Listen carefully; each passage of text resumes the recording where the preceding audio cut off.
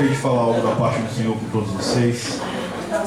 É um privilégio para mim estar nesse segundo momento com os irmãos da Igreja Jubileu, comemorando com vocês esses 77 anos, e vendo que esse corpo de obreiros, nosso time de voluntários, vocês que servem nessa casa há tantos anos, são tão amados e honrados pelo Pai na fé dessa casa. Isso é nobre, isso é lindo e isso me inspira muito. Você pode abaixar sua cabeça, por gentileza?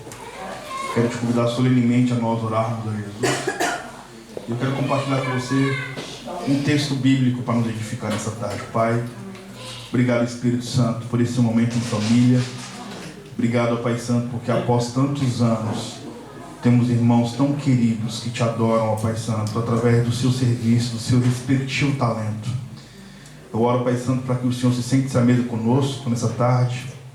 Eu oro para que os nossos corações sejam uma harpa onde só o Senhor toque. Eu oro para que nós venhamos continuar a ser chamados de casas de oração. E que o seu nome venha a ser revelado, Pai Santo, no serviço.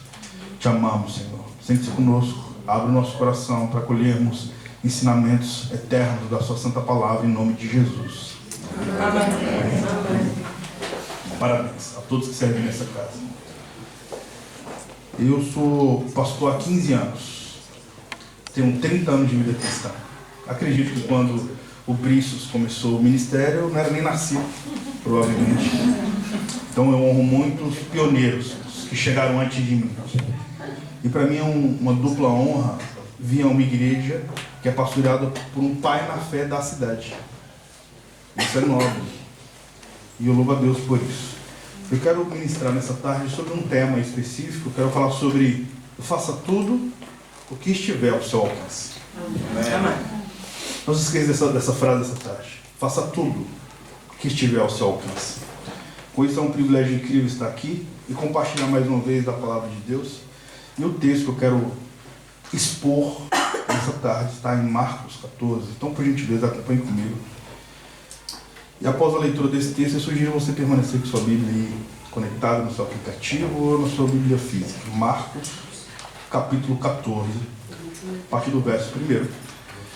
Você sabe que o autor desse texto, Marcos, não foi discípulo de Jesus.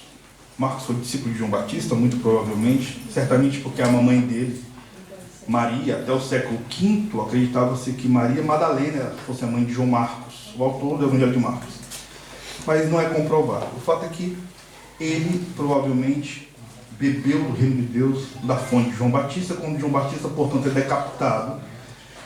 Você sabe que Jesus morre, ressuscita, tem a ascensão, Pedro começa a liderar a igreja em Jerusalém.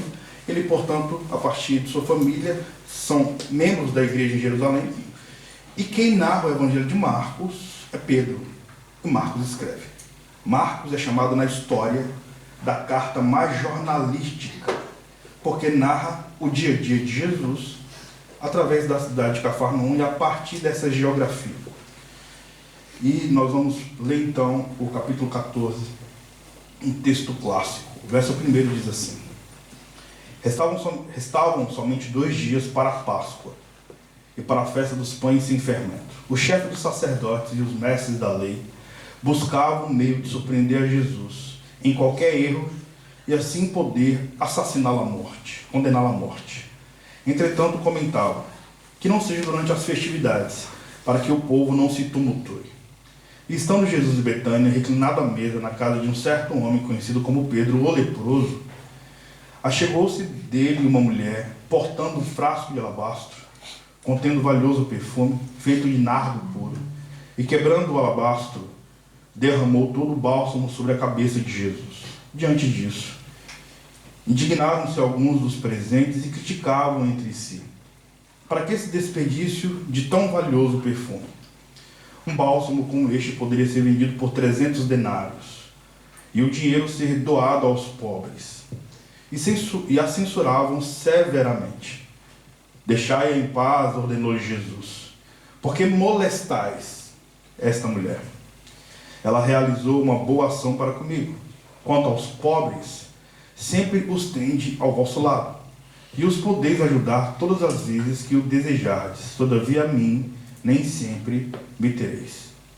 A mulher fez o que estava ao seu alcance. derramou bálsamo sobre mim, antecipando a preparação do meu corpo para o sepultamento. Com toda certeza eu vos asseguro, onde quer que o Evangelho for pregado por todo o mundo, será também proclamada a obra que essa mulher realizou, e isso para que ela seja sempre lembrada. A parte C do verso 7 diz, a parte A do verso 8 diz: ela fez tudo o que estava ao seu alcance. E é fundamentado, portanto, nesse texto que eu quero então trazer uma palavra de edificação a todos vocês que servem nessa casa. Bem, o texto dessa passagem está claro. Tratava-se a nível sociológico de 2 dias antes da Páscoa. E a Páscoa, certamente você sabe disso, era a festa mais popular de Israel, pois registrava, portanto, um momento histórico onde o povo fora liberto do Egito, da escravidão dos hebreus, um cativeiro que durou 430 anos sobre a terra do Egito.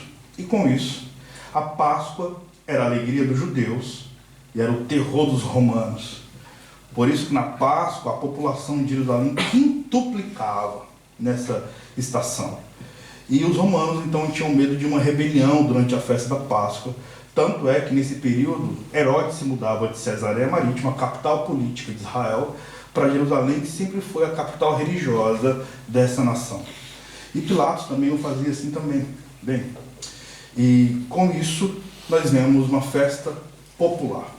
Portanto, era uma temporada muito próxima, inclusive, que apontava para o momento áureo do cristianismo, que era a crucificação.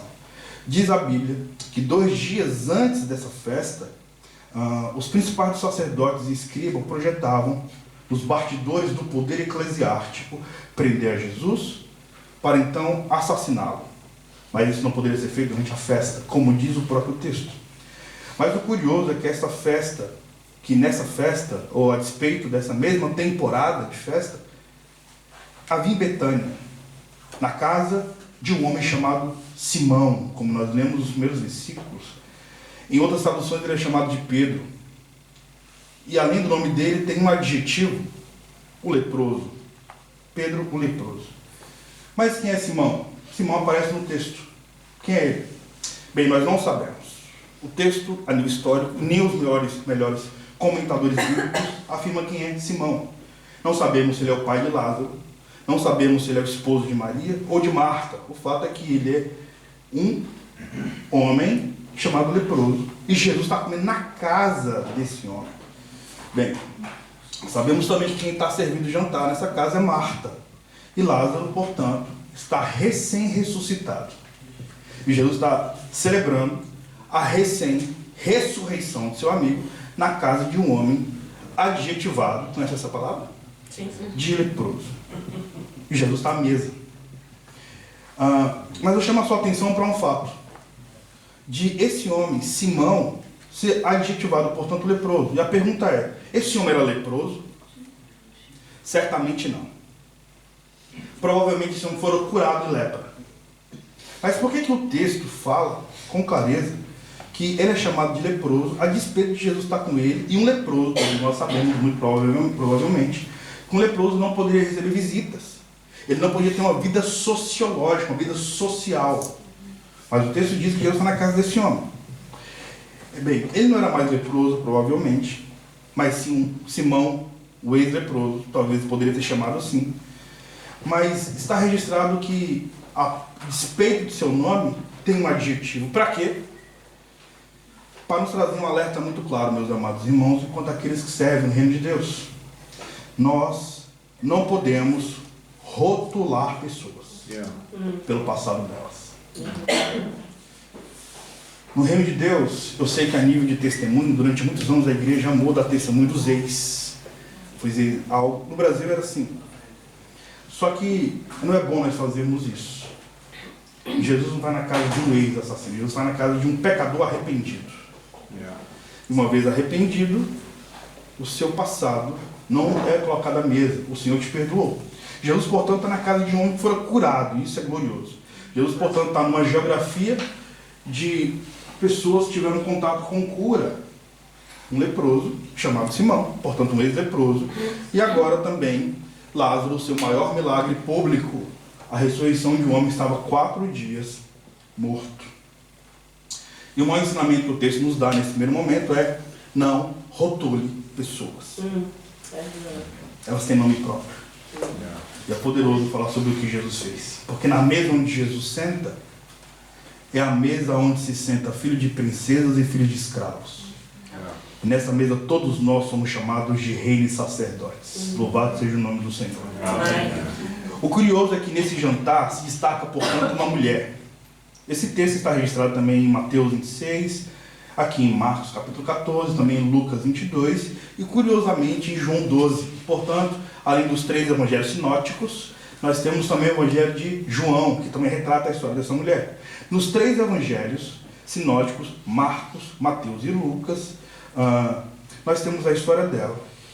E, portanto, essa mulher, esses 3 evangelhos, tem uma incógnita, não é citado de forma significativa toda a sua biografia. Inclusive, a Bíblia não se trata de livros biográficos. A Bíblia se trata de textos de narrativa. Narra, portanto, a história. Porém, em João 12, essa mulher tem um nome próprio, o nome dela é Maria. E em João 12 está claro, ela é irmã de Lázaro e também irmã de Marta. Talvez a personagem mais relatada nas Sagradas Escrituras em mais de um livro. É essa mulher. Porque essa mulher aparece apenas em 3 evangelhos. E todas as vezes que ela aparece aos pés de Jesus. Nos 3 evangelhos que ela aparece sem nome, ela está servindo. Só que o interessante é que essa mulher, ela tem algo a nos ensinar de forma significativa. Primeiro, em Lucas 10, ela está aos pés de Jesus para aprender.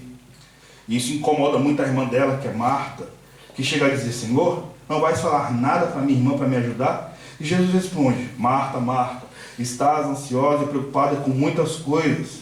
Uma coisa que é necessária. Maria escolheu a boa parte e dela não será tirada. O melhor lugar, portanto, meus amados irmãos, é aos pés de Jesus. O melhor local para se servir é servir a Jesus.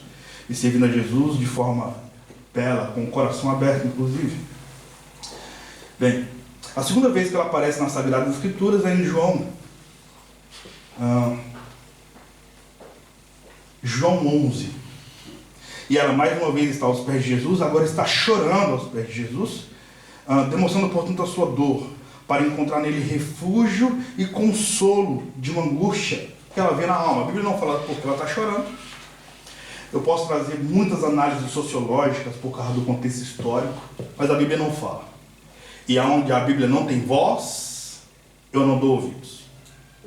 Então, eu sou muito zeloso com essa provável conjecturação. Conjecturar atrás do texto. Mas a última vez que ela aparece nas Sagradas Escrituras é nesse texto que lemos. E ela está novamente aos pés de Jesus, agora mais uma vez para aprender. Ela está aqui, portanto, não chorando, mas ela está servindo a Jesus com algo caro. Ela derrama uma substância nobre, sobretudo para a mulher. E ela quer agradecer o quê? O que ela está ali para ser aquela que vem com gratidão e muita generosidade, derramando sobre a biologia de Jesus uma substância aromática, muito cara. E o texto fala o valor, o texto fala a quantidade, o texto fala que tipo de substância é essa. Bem, ela está aqui para agradecer o quê? Muito provavelmente, ela está agradecendo o maior milagre público de Jesus, que era, portanto, a ressurreição de seu irmão Lázaro. E diz o texto que Jesus estava reclinado à mesa, quando Maria vem por trás, trazendo, portanto, um vaso de alabastro. Bem, um vaso de alabastro é uma pedra ornamental, contendo, portanto, um perfume preciosíssimo. E diz Mateus que esse vaso estava cheio de João, que esse vaso contém 1 libra de perfume. Você sabe, meu irmão, que 1 libra é uma medida. 1 libra é uma medida. Portanto, nós temos 1 litro. Sabemos que 1 litro tem aproximadamente 2,2 libras. Logo, nós estamos falando de um vaso ornamental que tem aproximadamente meio litro, meio quilo de perfume, portanto. Diz o texto que Maria vem e quebra esse vaso, derrama todo esse perfume sobre a cabeça de Jesus e toda a casa, portanto, se enche do aroma da oferta. Deixa eu te falar uma coisa. O seu serviço a Jesus perfuma a casa. O seu serviço a Jesus inspira o corpo. O seu serviço a Jesus faz ser agradável o ambiente que eu estou. Você servir a Jesus, irmão, gera no meu coração vontade de estar aqui. Faz com que o meu coração se enche de alegria, porque se torna agradável, micro ou macro contato. Louvado seja o nome do Senhor. E, portanto, diz o texto que esse perfume escorre sobre o corpo de Jesus. E ela solta os seus cabelos e enxuga os pés de Jesus, porque ela chorou. Bem, isso provoca uma reação entre os discípulos.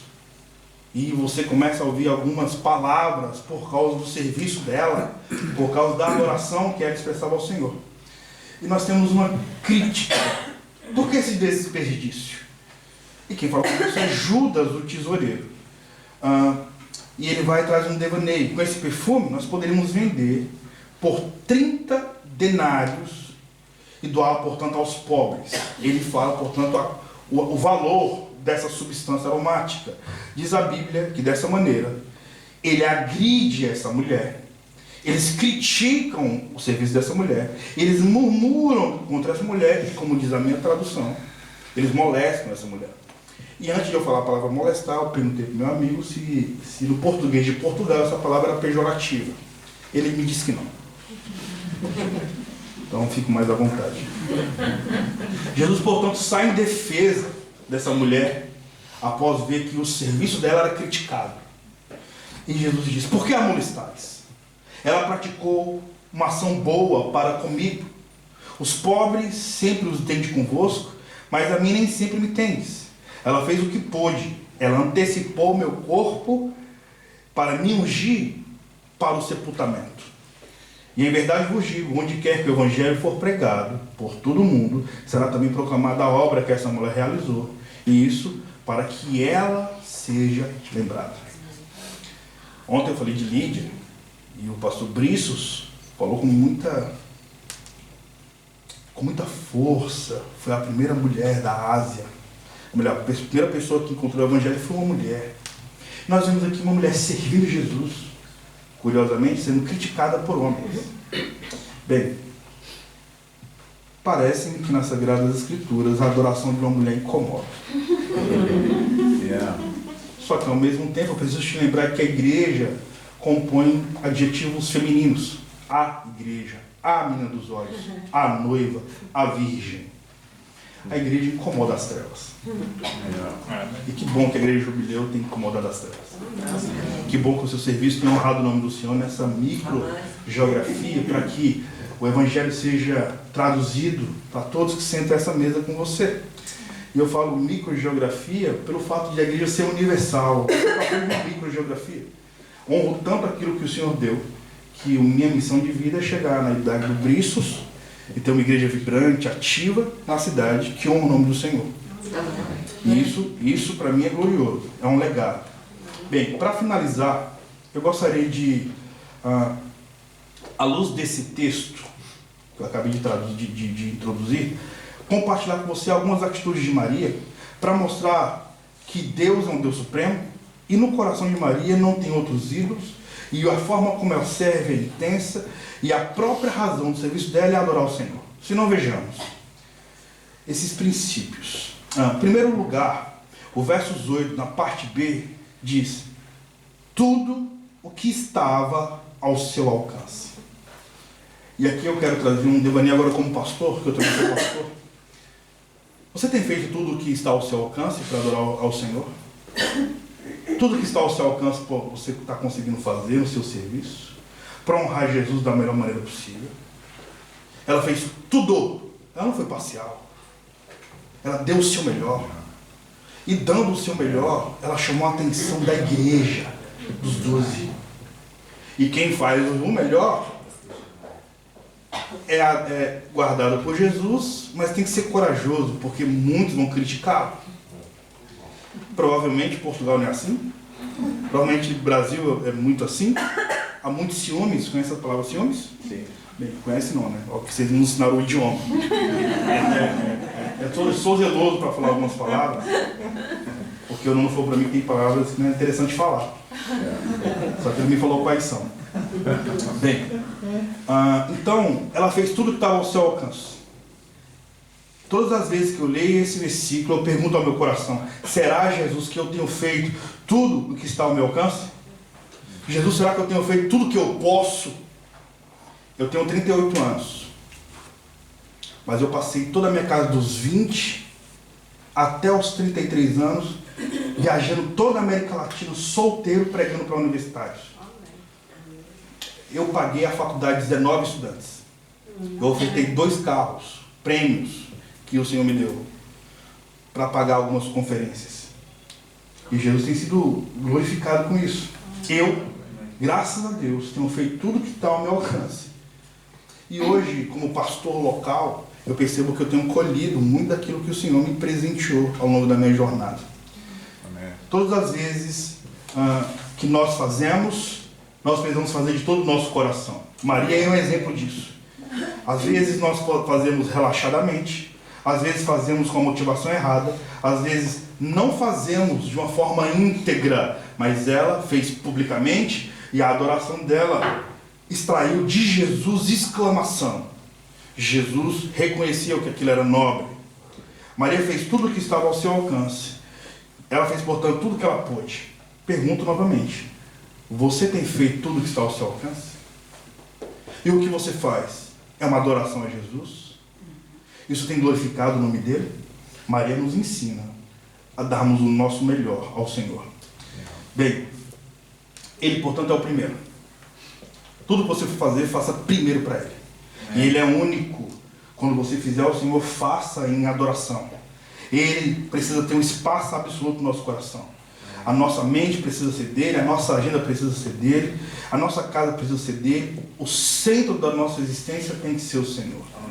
Portanto, antes de você fazer na casa de Deus, a sua vida tem que ser uma oferta de aroma agradável ao Senhor.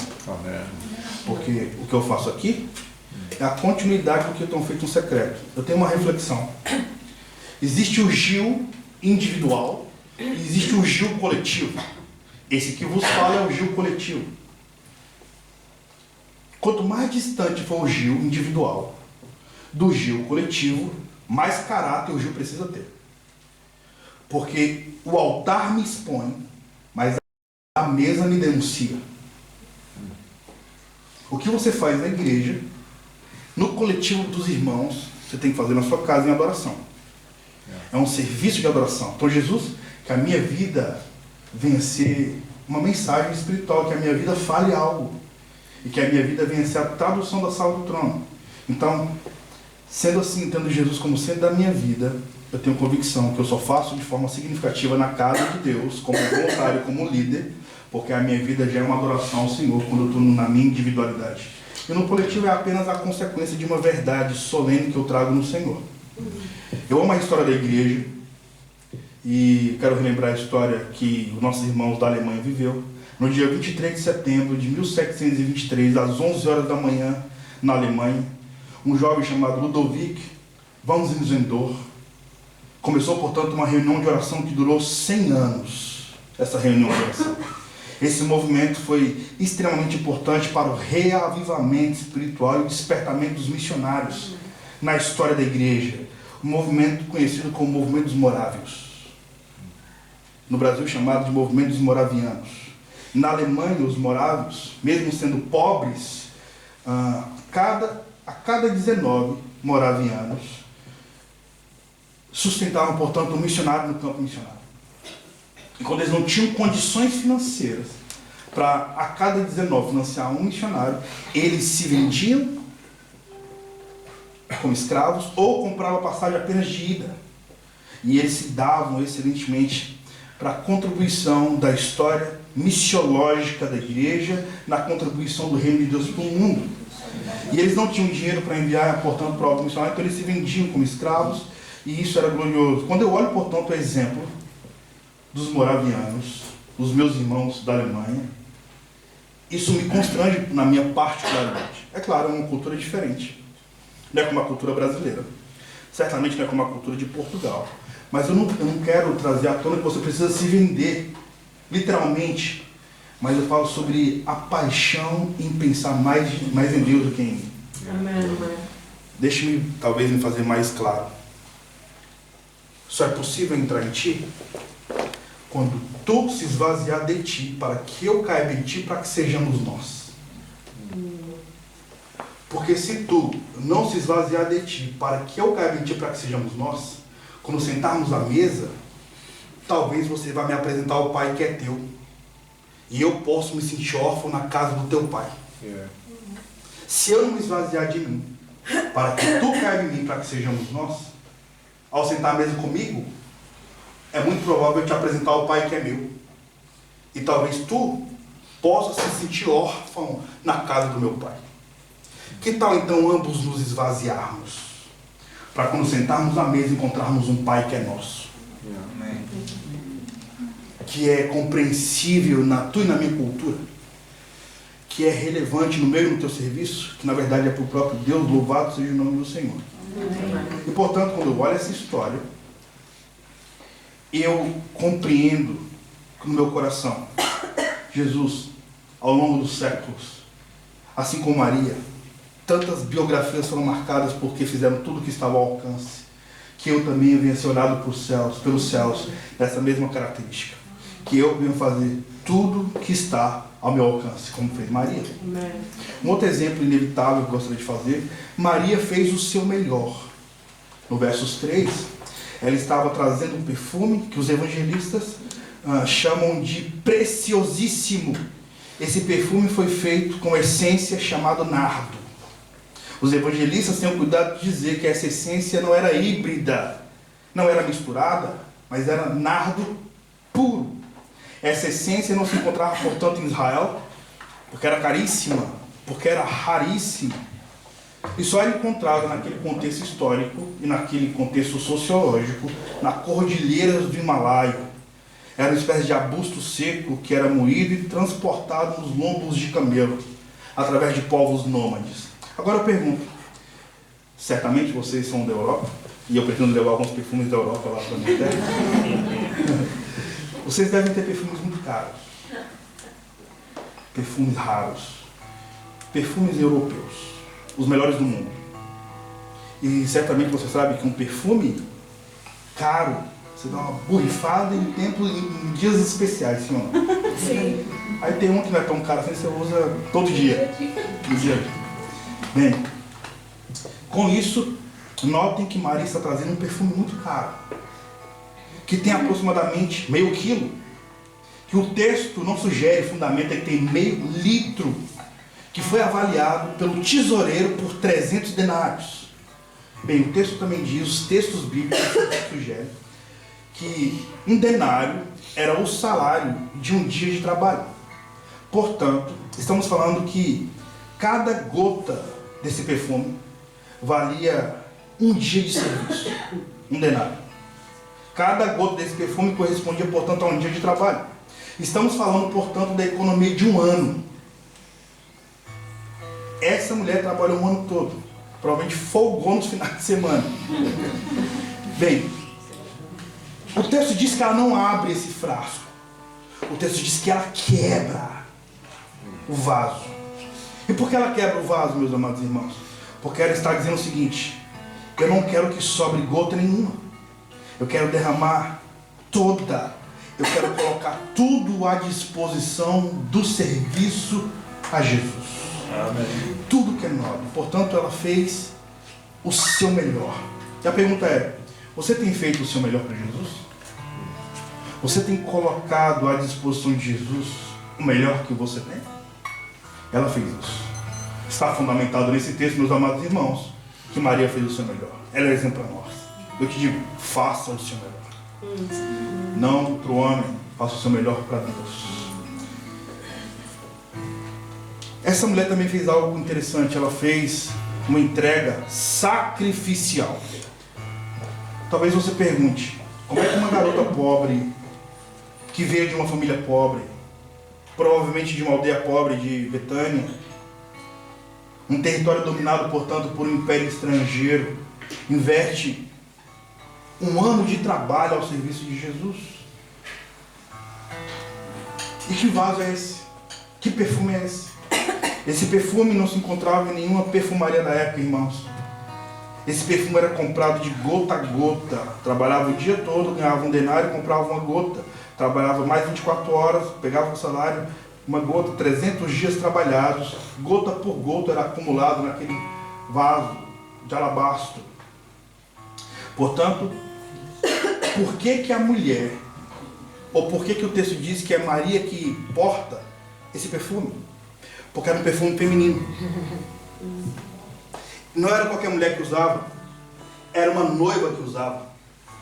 Os melhores historiadores afirmam para nós que o nardo puro era usado por uma mulher na sua núpcias. Ela estava guardando aquela substância para o dia mais importante de uma mulher judia. Mas ela decide ofertar aquilo que era íntimo aos pés de Jesus. Portanto, essa mulher faz uma oferta sacrificial. E por isso que o tesoureiro Judas critica. E isso chama minha atenção. Provavelmente vocês sabem disso, falando um pouco de antropologia, cultura judaica. Os cabelos de uma mulher judia é um órgão erótico de uma mulher. Até hoje, se você for a Israel recentemente, uma mulher, uma judia ortodoxa, usa peruca, que é uma espécie de, todo respeito e zelo, uma espécie de sutiã. Portanto, guarda um órgão erótico na cultura judaica. Quando ela chora e lava ou seca os pés de Jesus com os cabelos, se fala de uma adoração de intimidade, incompreensível para um homem. E aqui nós temos uma outra interpretação hermenêutica inevitável. A adoração da igreja deve ser extravagante. O serviço que nós temos enquanto noiva do Cordeiro vai ser incompreensível. A minha adoração pode me incomodar, sobretudo o cético e o crítico. E o crítico é sempre liderado por um espírito de orfandade. Quem vive a vida com crítica não expressa atos de sabedoria. Na verdade, ele fala mais sobre ele do que a que ele está criticando. Ela pega aquilo que é tão importante para ela, que tinha tanto significado para ela, ela coloca tudo ao serviço de Jesus. E porque ela fez o seu melhor, ela fez, portanto, o seu melhor de forma sacrificial. Eu pergunto a você nesse momento, meus amados irmãos, o que você tem feito que poderia ter o selo de sacrificial ao Senhor? Certamente pode ser a sua vida, pode ser a sua entrega. Particularmente na cultura que Jesus tem permitido gerar, a nossa entrega é obviamente a nossa biografia. Muitos de vocês ofertaram a juventude toda para servir a Jesus. O pai na fé dessa casa é um exemplo disso. E não tem nada mais sacrificial, meus irmãos, do que eu ter direito de falar e para honrar o Senhor eu vou ficar calado. Ter o direito de ficar calado e para honrar o Senhor eu vou falar. Ter o direito de descansar, mas para honrar o Senhor eu vou servir. Ter o direito de ser servido, mas para honrar o Senhor, cara, eu vou ser um bom mordomo. Ter o direito de gritar e para honrar o Senhor, eu vou ficar em silêncio. Ter o direito de ficar enfurecido e para honrar o Senhor, meus amados irmãos, eu vou ser doce. Sendo literalmente liderado pelos frutos do Espírito. Particularmente, eu prefiro ser liderado pelos frutos do que pelos dons.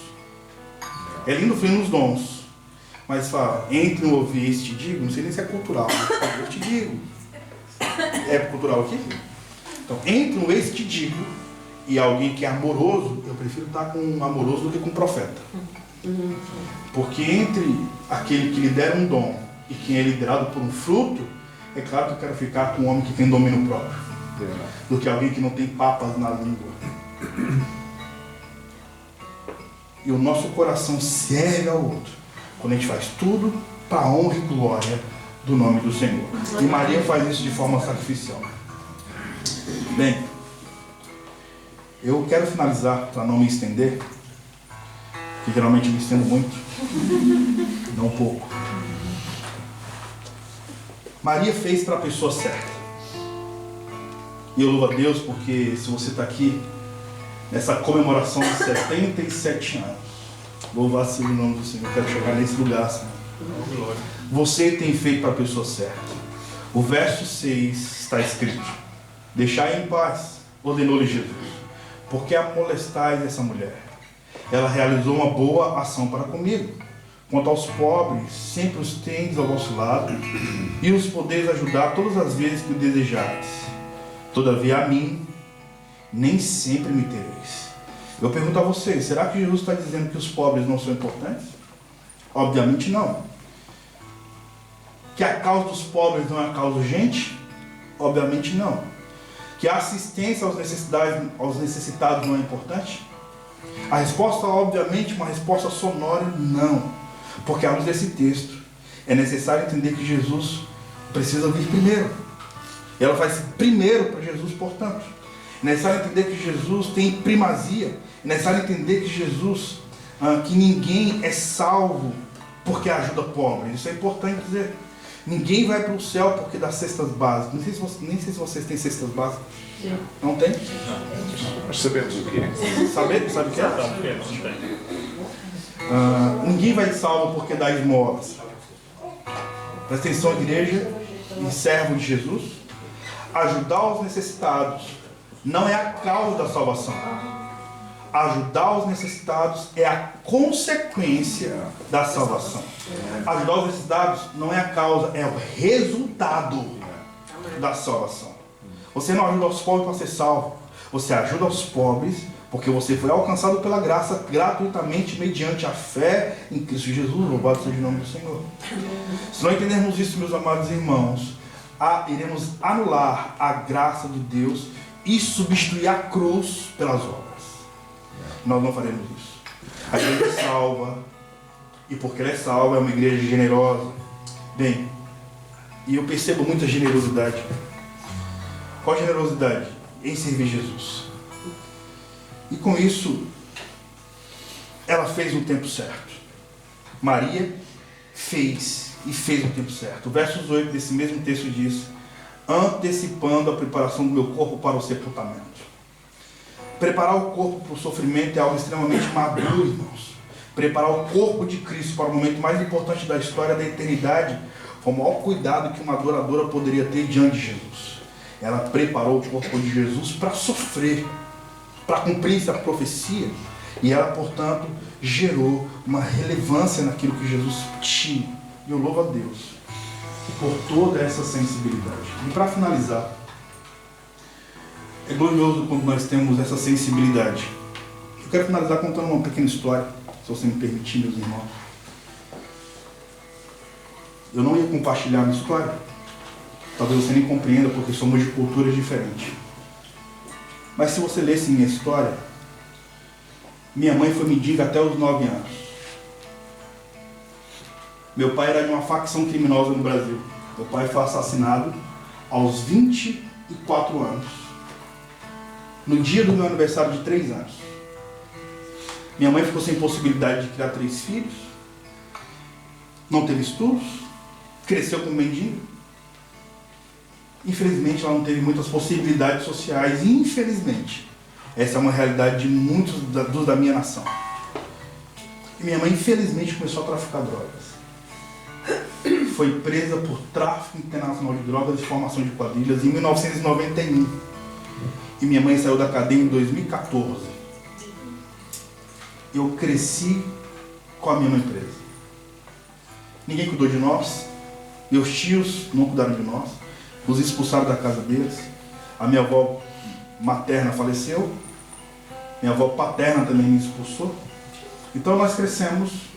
Eu passei mais de 7 anos sem energia elétrica e sem água em casa. Piaget, um dos pais da pedagogia, afirma que uma criança que cresce na rua dos 0 aos 6 anos terá a mentalidade de um homem de 18 anos. E Piaget devaneia, imagina a idade desse sujeito na casa dos 20 anos, certamente será um velho caquete. Por causa do sofrimento existencial. E eu cresci numa realidade muito sofrida. Porém, Em 1992, um ano após a prisão da minha mãe, acontecia no Brasil um movimento de avivamento, liderado por um dos pais na federação chamado Davi Miranda, o pai da Deus de Amor. 60, 70, 80, 90, foi um ano muito interessante na história do Brasil. Um homem que não sabia nem falar direito, orava, ô Deus, abençoa o teu povo. Falava um português ruim, mas é estranho dizer. O evangelho que impactou o Brasil não foi a partir de uma porção intelectual. Foi a partir de uma expressão de experiência. E quando ele orava, as pessoas cuspiam câncer. Isso aconteceu na minha nação. As pessoas se levantavam de cadeira de rodas. Isso aconteceu demais na minha nação. E uma mulher ressuscitou após uma oração dele. No dia do velório dela. Essa mulher foi até o presídio e pregou para minha mãe. Minha mãe se converteu porque uma mulher faleceu e no dia do velório ressuscitou. Ela foi no presídio e pregou para minha mãe. Eu cresci, portanto, ouvindo mais sobre Jesus Cristo, ouvindo uma mulher presa, do que ouvindo os maiores pregadores da minha nação. E quando eu me converti no dia 12 de fevereiro de 1994, às 12h30 da tarde. Eu me batizei nas águas no dia 13 de abril de 1997, às 16h45 da tarde. Quem cuidou de mim? As senhoras de coque. Eu acho que aqui vocês não conhecem a senhora de coque. Nós dizemos carrapito. Carrapito. Essas senhorinhas cuidaram de mim. E elas me davam comida, elas profetizavam sobre minha cabeça e faziam aquelas orações longas, que dormia e sempre acordava com...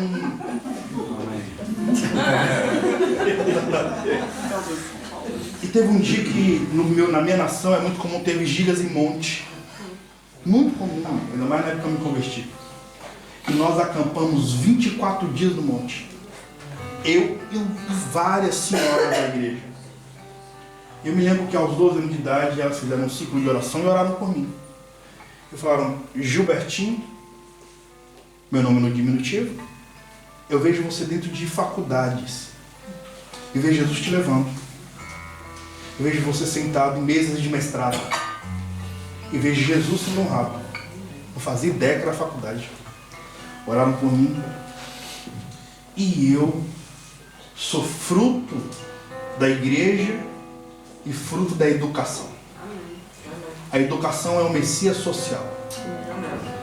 Eu sou fruto do serviço de senhoras que serviam na igreja. Eu me converti na Assembleia de Deus, missão independente. Uma igreja bairrista, num bairro muito pobre do Brasil.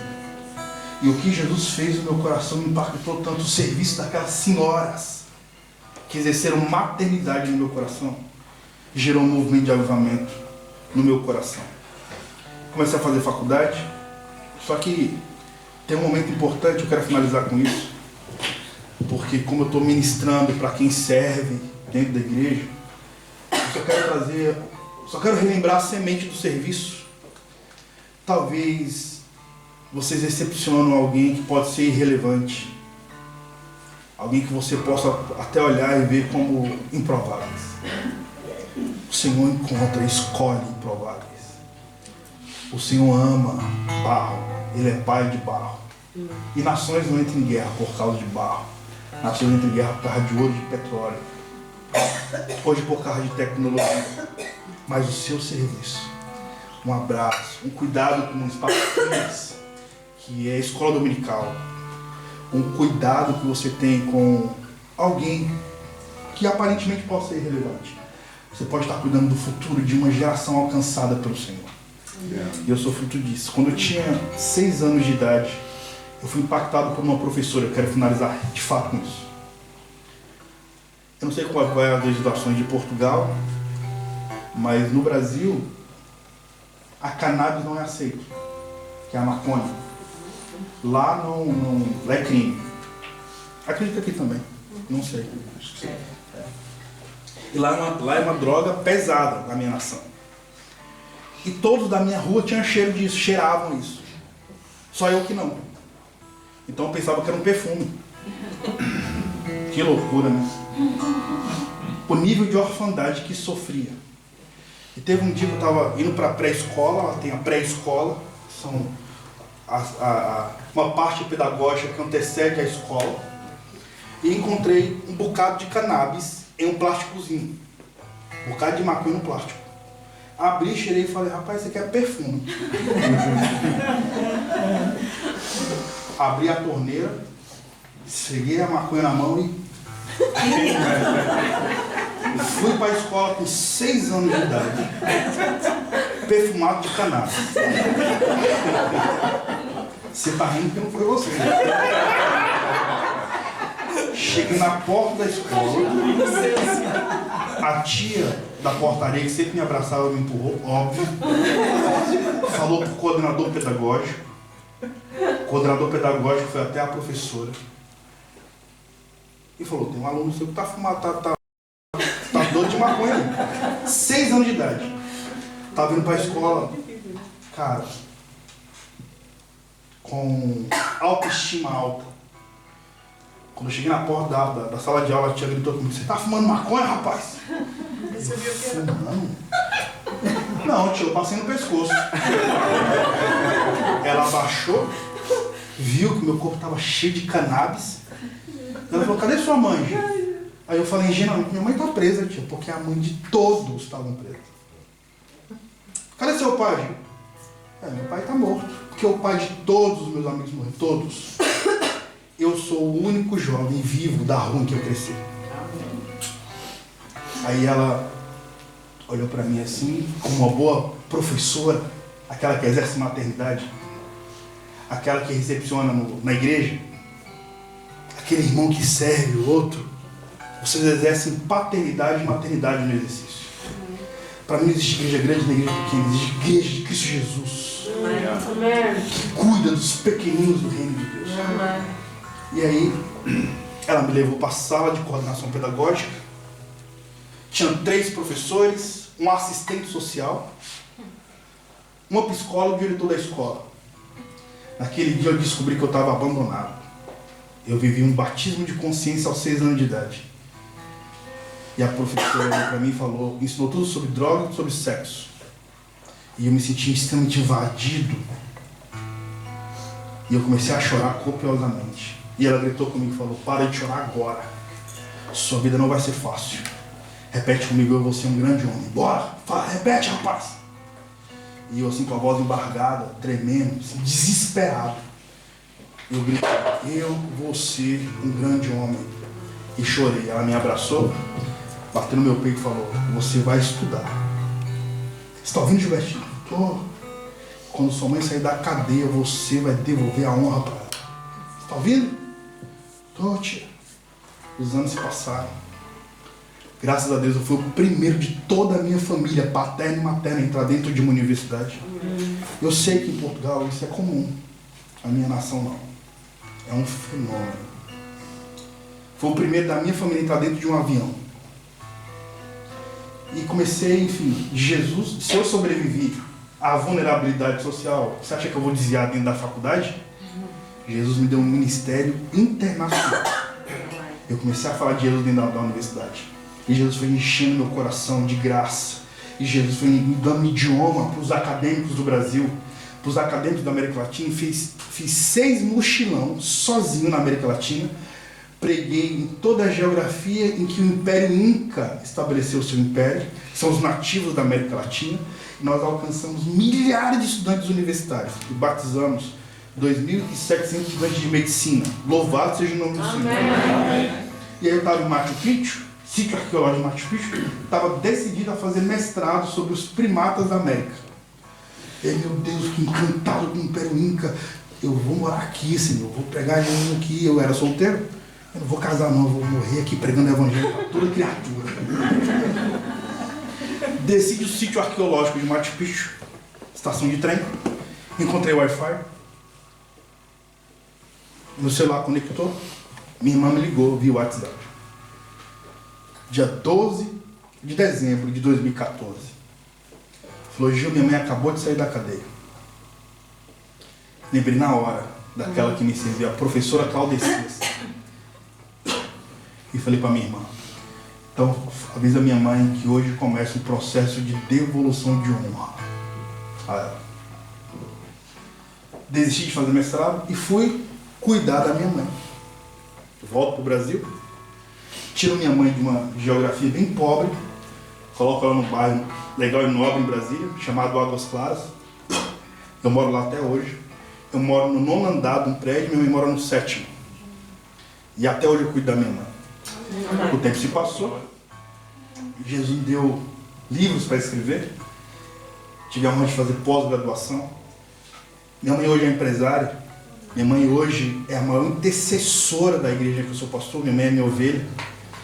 E o mais glorioso, meus amados irmãos, é que o serviço, aquilo que você faz servindo ao Senhor, pode ser um vaso de alabastro, quebrado, cuidando e perfumando o corpo de Cristo. Eu acredito que aquilo que vocês vão fazer, na verdade tudo que vocês já fizeram como legado, já honrou muito o nome do Senhor. Mas eu sinto no Espírito, e falo confiadamente no Espírito, vocês vão cuidar de muitos órfãos. Órfãos de pais vivos.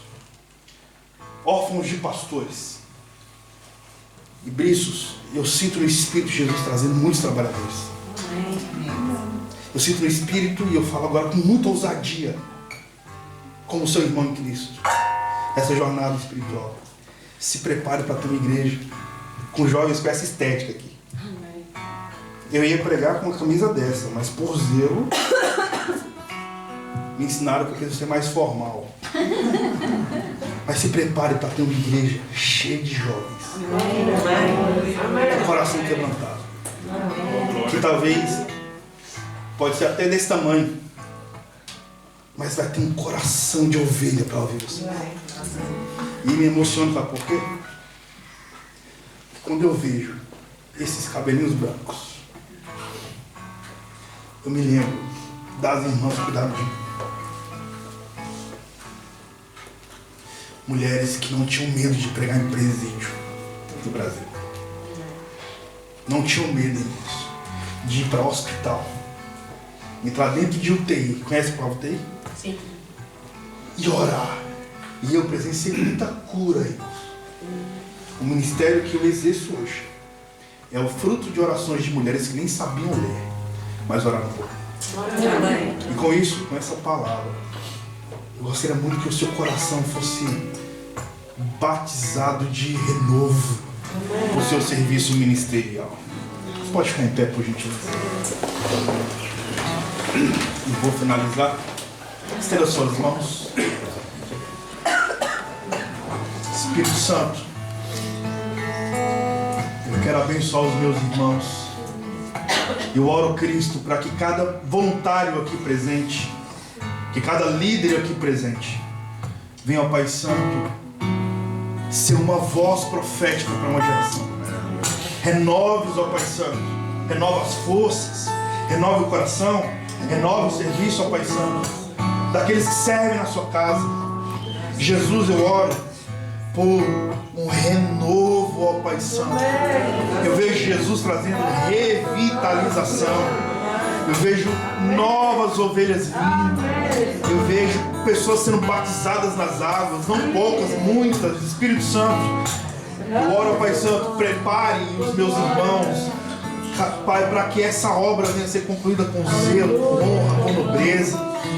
E que os meus irmãos façam tudo o que estiver ao seu alcance, para que o teu nome venha a ser glorificado. É a nossa oração, em nome de Jesus. Pode aplaudir o nome do Senhor, porque Ele é bom.